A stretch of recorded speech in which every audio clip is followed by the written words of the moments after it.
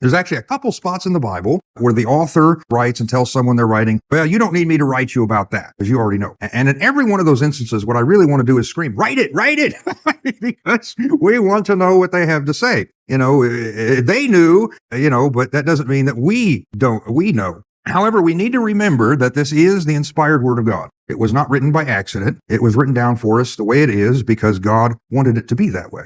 And yes, there are things that men like Paul or John knew and heard from God that you are not allowed to know.